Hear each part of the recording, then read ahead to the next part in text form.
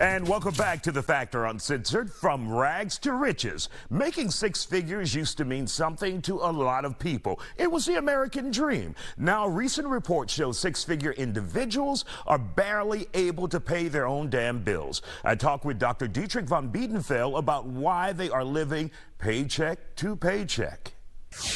Dr. von Biedenfeld, we know it's all the American dream to make six figures, and I think like a third of all Americans, like 33%, make at least $100,000 or more. But many of those people are living paycheck to paycheck. So why is that? Well, it's not surprising. And again, you know, I don't give vanilla advice, so I'll stick to the ice. There you go. We've got image, we've got cost, and we've got education, I think, as main factors in why these six-figure salaries that we've all dreamed of are now still creating ongoing debt problems and other issues with maintaining a paycheck-to-paycheck lifestyle or moving out of that. And so, of course, tax brackets are a big thing. But with image, we know keeping up with the Joneses is never going to allow you to be a Rockefeller or a Carnegie. I know the young people don't know those, so it won't let you be a Beyonce. Because with social media, we're seeing what everybody's doing. And of course, you know, I'll just pick a name out of a hat. If you see somebody named Erica going to Tulum and La Cantera, oh, wait, we might know somebody like that. Let these Dallas and Atlanta people show us up. We're Houston, right? We're fourth largest city. So then we've got to go to Tulum and San Antonio and wherever else. But within that, there's also the targeted ads that companies have done. And then you want to get away. It's 50% off. It's 75% off. Well, then you move into cost versus price. Price is one thing, but then the cost of credit card debt, that still is a big issue.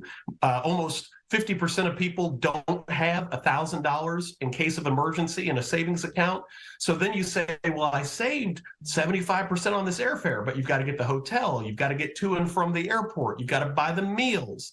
And so all those things in that travel experience, just as one example, end up being the cost. And we've seen the person behind us at the stoplight who's driving the Mercedes or the Bentley with one headlight out. You say, well, what'd you do? And you're like, why are you driving that with one headlight out? Right. You can afford the price, but the overall cost of maintenance and that sort of thing, particularly with the American dream of home ownership, people don't think about the roofing expenses, the homeowners association dues, the other insurance elements that go into getting a pool so that, you know, in case the neighbor's kids find that an attractive nuisance and come over, you're protected.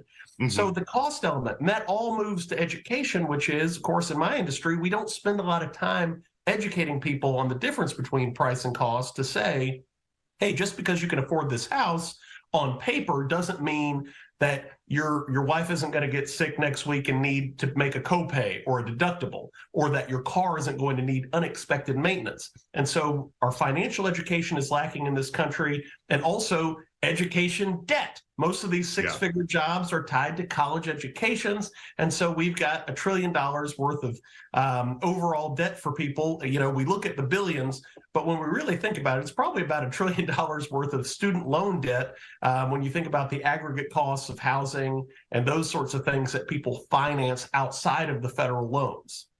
And not to mention, when you talk about education, you're also talking about those families or individuals who may have those six-figure salaries putting their children through college. And that's going to cost an arm and a leg.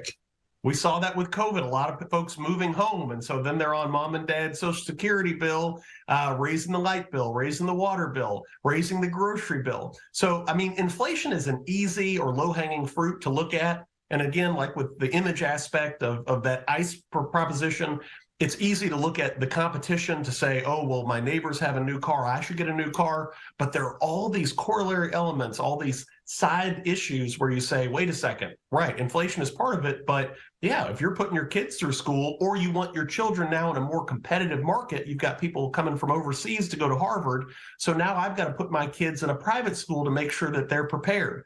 I've got to get a tutor. I've got to make sure that my kid has music lessons so that they're competitive to go to college. among this greater competition. All those things are factors, and it's not surprising. I would wager, regardless of the respondent surveys, I would say probably 70% of people aren't prepared for more than $1,000 worth of emergency expenses, and I would wager that probably a higher figure are living paycheck to paycheck than is reported. Wow, just mind-blowing, mind-blowing. Well, Dr. Dietrich von Biedenfeld from the University of Houston downtown, thank you for joining us with your six-figure salary here on the Factor Uncensored tonight. We appreciate your time, sir. Thank you.